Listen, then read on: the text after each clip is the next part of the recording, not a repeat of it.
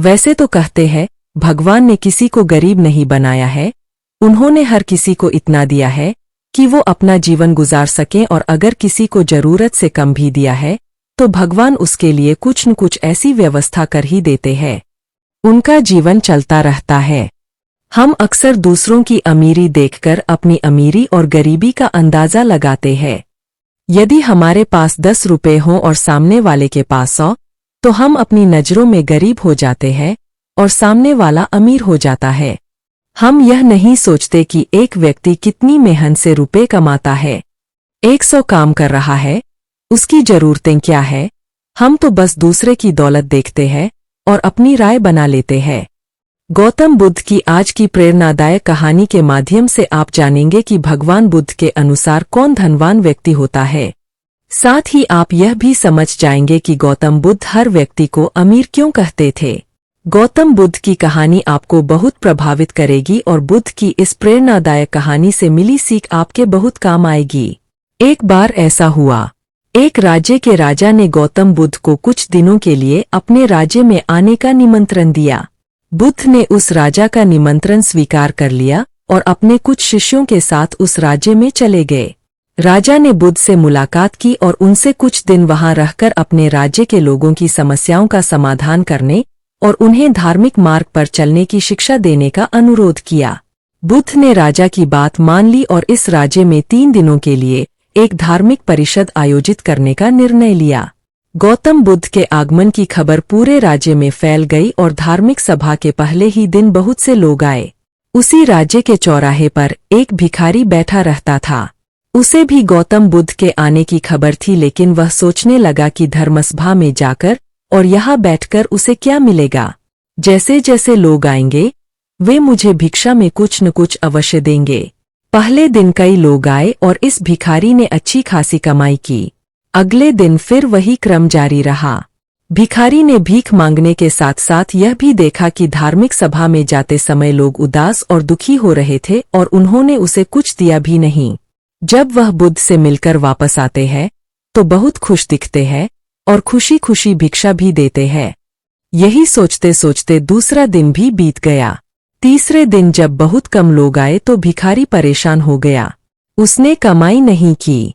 उसने सोचा कि बुद्ध तो सबकी समस्याओं का समाधान दे रहे हैं, तो क्यों मैं भी उनके पास जाऊं और अपनी गरीबी दूर करने का उपाय पूछूं।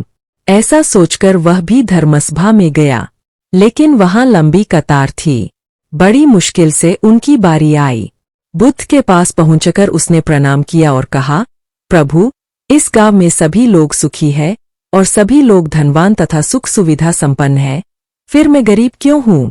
तुम गरीब हो क्योंकि तुम हमेशा दूसरों से मांगते रहते हो लेकिन कभी किसी को कुछ नहीं देते हो। भगवान बुद्ध ने उस भिखारी को देखा। आपको लगता है कि लोग तुम्हें भीख में बहुत सारा धन देंगे, लेकिन आप किसी को बदले में कुछ भी नहीं देना चाहेंगे। यह सुनकर भिखारी बड़े आश्चर्य से बोला, हे प्रभु, मैं लोगों को क्या दूंगा, मैं भीख मांगकर ही गुजारा करता हूँ, मेरे पास देने को आखिर है ही क्या। बुद्ध कुछ देर के लिए चुप हो गए और कुछ देर रुककर बोले, तुम बहुत मूर्ख हो। भगवान ने तुम्हें और हम सभी को किसी को देने या दूसरों के साथ बांटने के लिए बहुत कुछ दिया है। आपको एक मुस्कान दी है जिसे आप दूसरों के साथ साझा कर सकते हैं और उन्हें आशा और उम्मीद दे सकते हैं। तुम्हें आवाज दी गई है जिससे तुम मीठे बोल बोलकर लोगों की प्रशंसा कर सकते हो। तुम्हें 2 हाथ दिए गए हैं जिससे तुम दूसरों की मदद कर सकते हो। तुम्हें एक स्वस्थ शरीर दिया है जिससे तुम भीख मांगने के बजाय कड़ी मेहनत कर सकते हो। जिस व्यक्ति को भगवान ने बिना किसी कमी के ये चीजें दी है वह कभी गरीब नहीं हो सकता। आप सिर्फ अपनी सोच के कारण गरीब है। जैसे ही आप इस सोच से बाहर निकलेंगे आप खुद को दूसरों की तरह अमीर समझने लगेंगे और आपकी जिंदगी भी बेहतर हो जाएगी। दूसरों की खुशी देखकर अपनी तुलना दूसरों से न करें। भगवान ने सभी को अमीर बनाया है, बस जरूरत है तो अपनी सोच सुधारने की। भगवान बुद्ध की बातें सुनकर उनको अपने जीवन का मूल्य समझ में आया और वह उनके द्वारा दी गई शिक्षाओं के अनुसार अपना जीवन जीने लगे। जब हम सभी अपनी तुलना दूसरों से करते हैं या दूसरों को खुश देखते हैं तो हमें लगता है कि हमारी जिंदगी खराब है और बाकी सब मजे कर रहे हैं।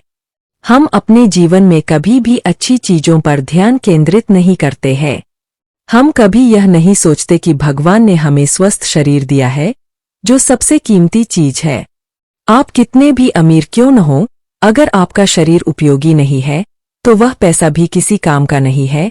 और वहीं अगर आप गरीब हैं लेकिन आपका शरीर बिल्कुल स्वस्थ है तो आप अपने आप में एक अमीर व्यक्ति है।